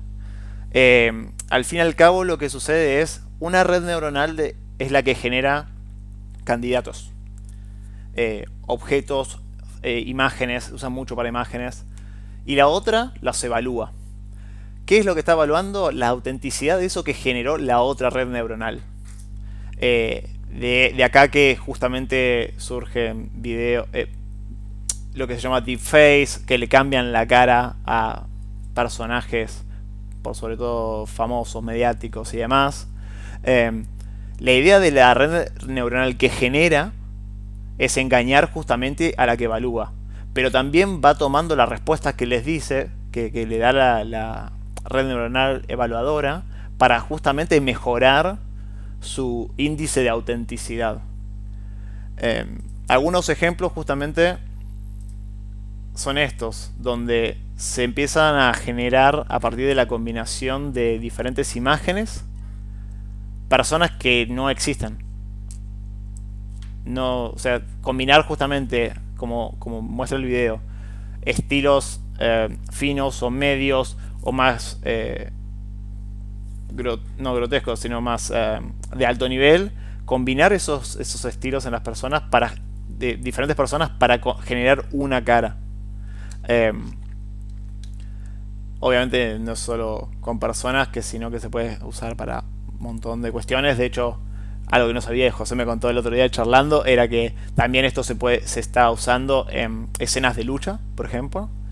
Una escena de una guerra no van a tener millones de personas haciendo de extra ahí, sino que justamente usan redes neuronales para generar montones de luchas por ahí. Se usa para justamente sustituir caras, como podemos ver acá, este lindo ejemplo. Alternate reality in which John Travolta had accepted the role. You're the owner of the Bubba Gump Shrimp Corporation. Yes, sir. We got more money than Davy Crockett. Solo para que, claro, John Travolta no actuó en esta película, pero pueden ver lo realista que es. De hecho, hay una película que salió hace muy, sí, no tampoco, pero poco, El Irlandés, que justamente también en lo que se usó esta técnica es para rejuvenecer caras. Se usa para generar canciones. De hecho, hay una librería que se llama Botnik, que generó canciones con la temática de The Strokes. Tiene demasiadas aplicaciones. Todavía lo están investigando, todavía siguen generando un montón de opciones. Ya no vamos a hablar más. Ahora vamos a jugar. Sí, exactamente. No sé si alguien quiere comentar algo de esto que vimos. Yo quería hacer una acotación, que es todo el tema de redes neuronales, que en verdad toda la parte biológica es más una inspiración. En verdad la neurología no tiene la menor idea de cómo trabajan las neuronas en sí, sino que son teorías. Pero esa teoría es como que es una inspiración para después hacer la red neuronal, que en sí es una cosa más matemática. No sé si alguien tiene una pregunta o vamos a jugar. Pasamos a jugar, ¿no? Bueno, ¿juego yo primero? Por favor. Qué vergüenza, la voy a pasar re mal. Vamos a intentar, les voy a pasar esto, explico primero cómo se usa, después si quieren pueden jugar en sus casas o damos un reto para jugar. Gracias, Charlie. No sé, tengo que compartir pantalla. ¿Me tenés que dejar compartir? Yo dejé de compartir. Todo tuyo. Ya que estoy bien, pero... Bueno, ¿están viendo mi pantalla? Ahora sí. Bien. Entonces, ¿qué es esto? Esto es TensorFlow, versión de TensorFlow, que es la librería que desarrolló Google, básicamente, para trabajar con redes neuronales. Y se usa mucho para estas cosas de Deep Learning. Y tiene una versión, TensorFlow.js, que permite trabajar en el navegador o con Node.js también en el servidor. Y acá es un Pac-Man donde en vez de jugar con las teclas, nosotros tenemos que enseñarle a la máquina a responder a ciertos estímulos visuales. Entonces, yo acá tengo un cuadradito para cliquear donde le voy a indicar con un símbolo. Le voy a poner ejemplos de cómo tiene que hacer para que mi personaje vaya por arriba. Entonces ahí, no sé si se llega a ver el número, tomé 34 muestras. Voy a hacer lo mismo para cuando vaya para abajo. Puse 22 muestras, es más que suficiente. Lo mismo para la derecha. Y lo mismo para la izquierda. Entonces, una vez que hice esto, tengo un montón de muestras, ¿no? Una para cada sentido. Lo que hago es entrenar. Entrenar va a ser algo parecido a lo que mostraba ahí en YOLO. Va a ser que todos estos datos pasen por todas las capas de mi red neuronal y se vayan acomodando para que cosas que se parezcan a esto, a esto, a esto o esto, todos los símbolos que hice, permitan después que yo pueda mover mi Pac-Man con precisión. Entonces le voy a dar Train Model y se va a tomar un tiempito para hacer todo ese procesamiento. Ese procesamiento tunea mi red neuronal y me da un modelo. Está bueno entender que la cantidad de gasto de computación que necesito para entrenar el modelo siempre es mucho mayor que la que necesito cuando lo uso. Yo ahora cuando me pongo a jugar, ya el modelo está entrenado y no necesita hacer el cálculo de analizar las imágenes. Eso ya lo hizo y ya está armada la red neuronal lista para usarse. Le voy a dar play, a ver, voy a intentar sobrevivir. Entonces, fíjense que me va marcando en amarillo cuando reconoce la imagen. Yo voy para arriba. Voy para arriba. No. Bueno, perdí. Un intento más. Ahora voy para el otro lado. Para arriba. A ver, me está reconociendo. Bien, entonces fíjense que a veces le falla y está bueno preguntarse por qué falla y ahora no lo vamos a hacer porque queremos avanzar con otras cosas, pero si yo hago solamente una toma así para ir arriba y podría haber tomado varias en distintas posiciones y entrenarlo con eso, en verdad hice un montón de muestras de todo lo mismo, entonces es como que no es muy significativo mis datos de entrenamiento.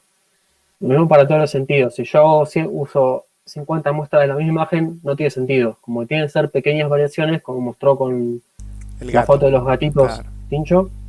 Sí, sí, sí. Cuanto más representativas y cuanto más abarquen todas mis posibilidades de acción, ahí se va a entrenar mejor. Claro, hay que aumentar la cantidad de datos de entrada, que haya un cierto balance y todo eso va a ayudar a que funcione mejor. Exactamente, pero está bueno para entender cómo funciona esto del entrenamiento, Pac-Man. Aparte que es divertido jugar, pero es como un buen ejemplo. ¿Querés que ya que estoy compartiendo pantalla muestro un collab? Dale.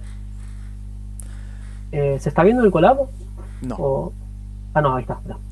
Ahora sí. ¿Ahora? Bien, ¿qué es un collab?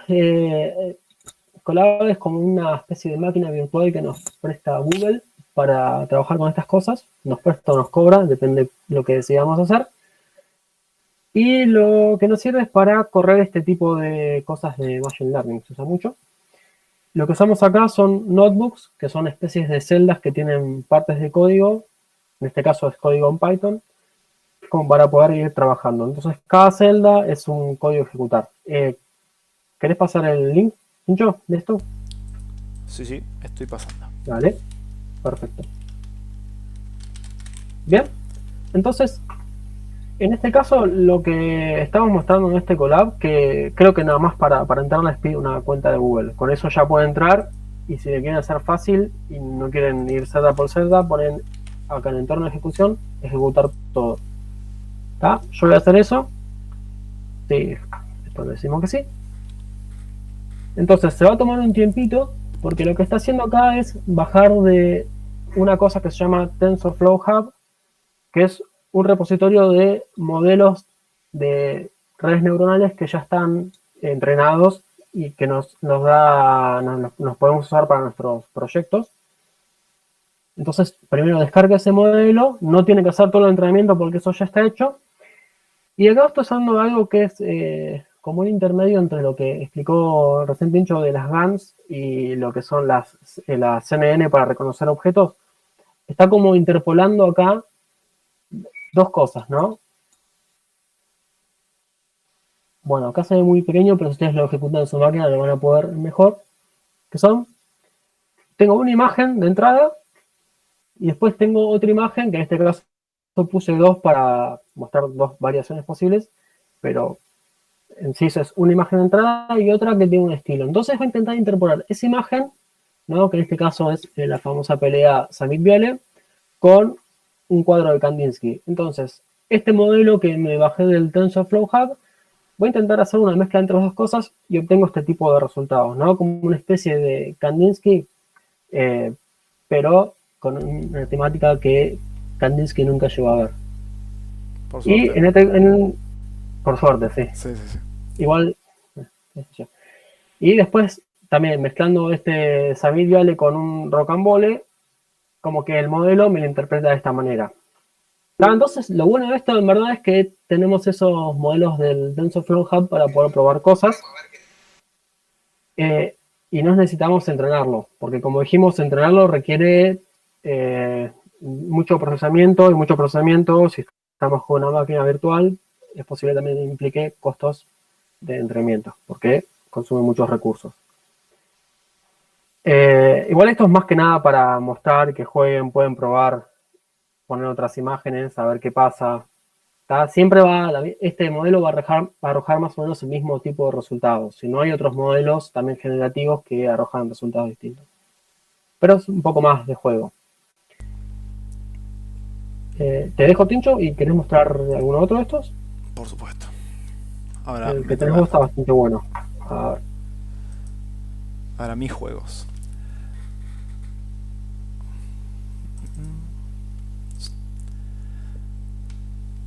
Bien. ¿Se está viendo? Debería. Bien, vamos primero con un juego. También de Google. Tiene demasiados juegos para mostrar cómo se usan las redes. Hay que dibujar lo que te dice acá. Tan simple como eso. No voy a hacer mención de qué puede llegar a estar pasando por detrás. Si a alguien se le ocurre, están invitados o invitadas a decir un taladro. No tengo... Bueno, José, vos te quejás. Veo Yo tal vez nariz. ha pasado mucho Ya sé, peor. es taladro. Bastante bien. Veo codo. Ya sé, es relámpago. Como vemos, es bastante... Veo codo. O boomerang. Ya sé, es zigzag. ¿Se les ocurre qué pasa por detrás? ¿Cómo sabe que lo que estoy haciendo es un zigzag, es un auto o era un relámpago? ¿Cómo hizo eso? Claramente es una red neuronal. Si no, no estaríamos mostrándolo. Justamente lo que pasa por detrás... si no tuviera etiqueta no podría decir que es un auto, no podría decirme que es un relámpago. Así que evidentemente hay aprendizaje supervisado por detrás. Obviamente las redes neuronales que usan no son públicas y no se muestran. Y ahora, ¿están viendo el collab? Sí. Sí, bien. Se los paso ahí también, el collab. El collab se pueden meter, explorar, dejamos quienes sepan Python, se pueden meter y cambiar lo que tengan ganas. Este es un collab de GANs. De nuevo, las dos redes neuronales que compiten entre ellas. De hecho, la GAN significa la A es de antagónicas o adversarias. Justamente porque hay dos redes. Una red que trata de generar contenido y la otra de evaluarlo. Acá justamente lo que se trata de hacer es interpolación entre una imagen origen, un gato y una mantis. Y vemos como en el medio lo que genera podría llegar a ser un animal. Como que tiene patas de gato y cara de, no sé, un lemur o algo más raro. Que si nosotros, justamente, ¿se acuerdan de eso que decíamos de que se usan las GAN para generar escenas de batalla, por ejemplo? Justamente pueden, a partir de este uso, poner personas ficticias o redes que pelean entre ellas, para justamente no tener que andar photoshopeando o duplicando videos. Acá vemos como de un gato a un escarabajo, en el medio pasó a ser, no sé, un reptil, tal vez. ¿no? O una, Sí, sí, un reptil o una tortuga. Ahora, es como está bueno, sí. está bueno cuando se mezclan cosas de categorías similares, ¿no? Como si mezclas mamíferos, es como que da un resultado que tiene una cierta coherencia. Claro. Si mezclas, no sé yo, un gato con un tractor, ahí ya te empieza a marcar cualquier cosa. En el Como medio, sí, va a ser difícil. Sí, te muestra una cantidad de categorías bastante amplia, entonces puedes interpolar cosas. Está bueno que prueben y generen sus criaturas de fantasía también. Claro. Ven como de un gato a un lobo, la variación que hay en el medio no es tan grande. O sea, como que trabajó menos al fin y al cabo la red neuronal porque encontró que ya había ciertas similitudes entre lo que tenía que lo general. Así que bueno, tienen los collabs. En la presentación, después cuando hacemos la presentación, hay uno más. Otro collab. ¿Crees que ya corrí el modelo? ¿Querés que lo muestre? Por favor, me encantaría. Sí, lo comparto y comparto la pantalla. Chrome. Bien, este collab que vamos a mostrar es más similar a lo que vimos de YOLOB, nada más que en vez de usar YOLOB usa otra red ya entrenada que se llama Inception ResNet. ¿Ahí están viendo la pantalla? Sí. Hay como unos gatitos corriendo, ¿se ve? Sí. Bien, sí, acá hay unos gatitos indispensables. Bien, yo acá ya le dije ejecutar todo. Si no entienden Python o no se quieren poner a ver qué hay en torno a ejecución, ejecutar todo. Y hace todo esto, que muchas son como funciones para visualizar las imágenes y visualizar los resultados. No tanto para la detección, como que ya toda la parte de detectar las imágenes ya viene hecha. Entonces, acá hoy estamos muy monotemáticos. Tenemos como este análisis de la imagen del apretón de manos entre Samir y Viale. Entonces vemos, me imagino que lo que están viendo no se ve en detalle, pero si lo corren van a ver un poco más en detalle porque la letra está muy pequeña. Pero reconoce, ¿no? Como a grandes rasgos las personas, caras, ropas, ¿no? Y con un cierto porcentaje. En esta primera imagen como que le di vía libre para que busque cualquier cosa que encuentra, ¿no? Pero después hice la misma imagen, pero que le pone como que, bueno, hasta 20 cajas boxes, que serían los cuadraditos máximos, y que por lo menos tenga el 50% de seguridad, que es esa cosa que dice que es. Entonces, acá nos muestra menos cosas, como que las que tienen un 12%, 20%, esas vuelan, y quedan nada más las que están por arriba del 50%. Y fíjense que está bueno porque acá hay una persona que le tapa el brazo a Samir, que de todas formas la reconoce como persona, como que un poco lo que hablaba Tincho antes de aumentar datos de la foto esa de las distintas imágenes del gatito, o lo que me pasó a mí en el Pac-Man, que hice todas las mismas imágenes. Si entrenamos una red neuronal todo con lo mismo, no armamos el resultado, ¿no? Entonces está bueno que pudo reconocer la persona con la cara tapada. Significa que al entrenarse también trabajó con imágenes de personas sin la cara como para poder reconocer a una persona.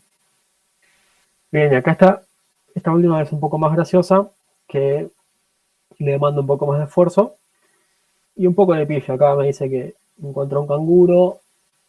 Acá abajo en este perrito, muy tierno el perrito, pero me dice que es una cara humana.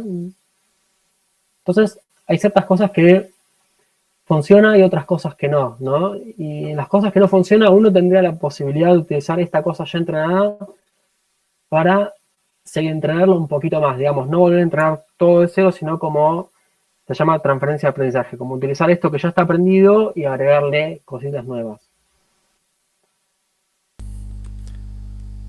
Hermoso. Creo que no tenemos nada más, ¿no? Ya estamos. Estamos. Sí, claramente. Ya estamos todos muy cansados. Podemos seguir, tenemos 50 diapositivas más. Bien, ¿se ve la presentación de nuevo? Se ven las notas, no, eso Ok, tal vez no era esa parte que había que compartir. no se La puede secreta mostrar. es. Muy bueno. Vamos a tener muchachos. que matarlos a todos. No, mentira. ¿Viste la presentación? ¿Pero qué? Ah, acá. Bien. Ahora sí, bueno. Damos... Tranquilos, tranquilas. Ya no tenemos más para dar, más para hablar. Terminó esto, el sufrimiento. Recursos. Hay mucha información. Como decíamos antes, nos dimos cuenta que hay mucho que está en inglés. Pero también hay algunas cuestiones que están en español. O puede ser intuitivo como para poder jugar con eso. Vamos a tratar de formatear la presentación para que sea publicada y la tengan a disposición para poder justamente jugar, más allá de que pasamos los collabs y los juegos, los links. Tenemos, bueno, José, por favor, dale, seguí con los recursos. Sí. No, te saqué el remoto, voy a hacerlo yo. Sí, me sacaste el remoto y me desorienté, pero igual podés pasar vos, total quedan Bien. 3 cositas. Bueno, recursos. Sí, recursos, nada, estos collabs que sacamos están sacados y un poco adaptados para que sean más entendibles, pero son copia de los tutoriales de TensorFlow, que los ven ahí en ese link, y después pasamos la presentación. Después están buenos los videos de Daniel Schiffman, está mal escrito, pero bueno, el link está bien. Sobre ML5 es como una librería de JavaScript que nos permite fácilmente importar un modelo, que puede ser un modelo de estos que usé de TensorFlow, de TensorFlow Hub, y usarlo en la web, ¿no? Es como, y te dan varios ejemplos, y de hecho muchos tutoriales mismo en la página de ML5. Y después DataCamp, que es un poco más una especie de, no sé cómo cursos. Sí, plataforma de cursos y contenido de ese estilo. Bueno, ahí están más que nada las páginas web, la ML5, el Playground que vimos de TensorFlow, Collabs. Hay una de experimentos en Google que está muy divertida, tienen cosas muy interesantes. Keras, Scikit-learn. Bueno, y falta TensorFlow, que son las 3 librerías por ahí más usadas en el ambiente Python. Streamlit. ¿Algún link a datasets? Sí, Streamlit, quiero hacer mención aparte. Es muy fácil. Nos pasó que jugando con data queríamos de alguna manera no usarla solo en un Jupyter Notebook que después no se sabe cómo usar desde otro lugar para mostrarlo. Está la herramienta de Colab, pero si lo quisieras mostrar en una página tal vez es más difícil. Bueno, Streamlit permite justamente a partir de archivos Python directamente mostrarlo en un servidor local. Linda herramienta para usar.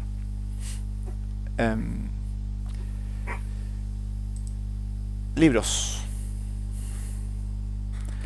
importantes. Sí, bueno, no puse los autores porque se me pasó, pero son como 3 libros así comunes.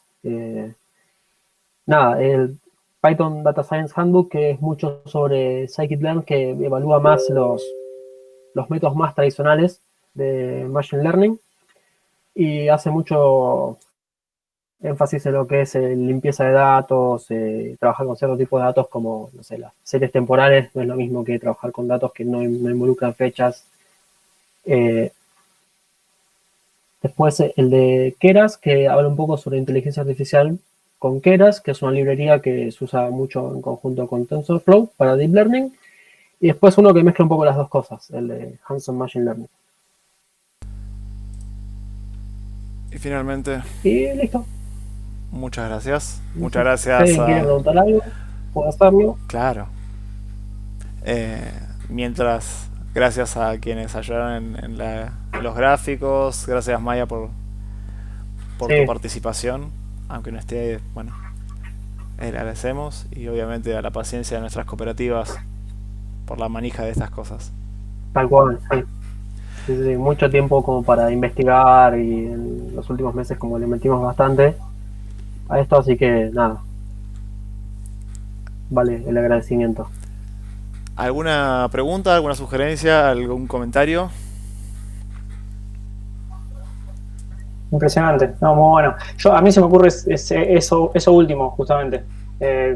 La curva de aprendizaje y el tiempo dedicado como para tener una idea de, no sé cuán desde cero, pero desde cierto punto muy inicial hasta entender, hasta saber de lo que uno habla. Sí, es terrible. Es largo, creo, ese proceso. Y no te queda otra más que hacer. Si se quiere suavizar, conociendo los conocimientos de Pwen, es como que puede usar, no sé, Pwen, que programa full stack y sabe JavaScript, puede usar ML5, donde ya el tema de los modelos ya están hechos. Entonces, aprendes estas cosas de una manera más en el uso. No aprendes tanto lo que es crear un modelo, entrenar, todo eso, pero aprendes a usar los modelos, que en fin y al cabo es a veces lo que es más importa, ¿no? Como ya sé el modelo que anda, bueno, a ver, lo puedo usar y puedo hacer cosas. Como que es un poco más aprender esto de más alto nivel. Pero bueno.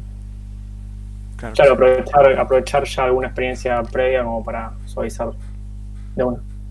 Claro, si trabajamos más en cosas web, el ML5 está bueno, o un poco más amigable que meterse con Python y estas cosas más estadísticas de Scikit-learn y TensorFlow. Sí, de hecho Python también está R, también está Julia. Hay otros lenguajes, quienes vienen de la ciencia se inclinan más por R o Julia, me parece, en general. Y quienes venimos de la programación tal vez vamos por Python, que es más cercano, y la realidad es que es súper potente. Cuando lo empezás a usar para esto, es muy bueno. ¿Alguna pregunta? Ya estamos muy cansados como para irnos a casa. Bueno, ya estamos en casa, mentira. Ya estoy en mi casa. Claro, cierto que estamos en pandemia, ya estamos en casa.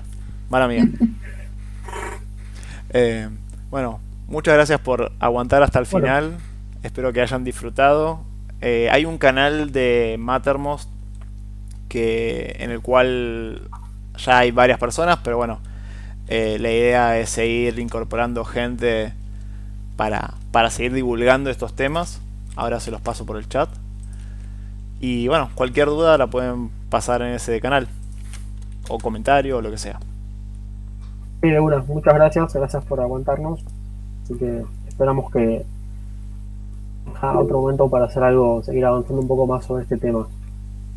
Cuando nos pasó, como que armando esto, había un montón de material como para dar 5 charlas más de estas, pero tenemos que dar una inicial, entonces tuvimos que recortar un montón de cosas.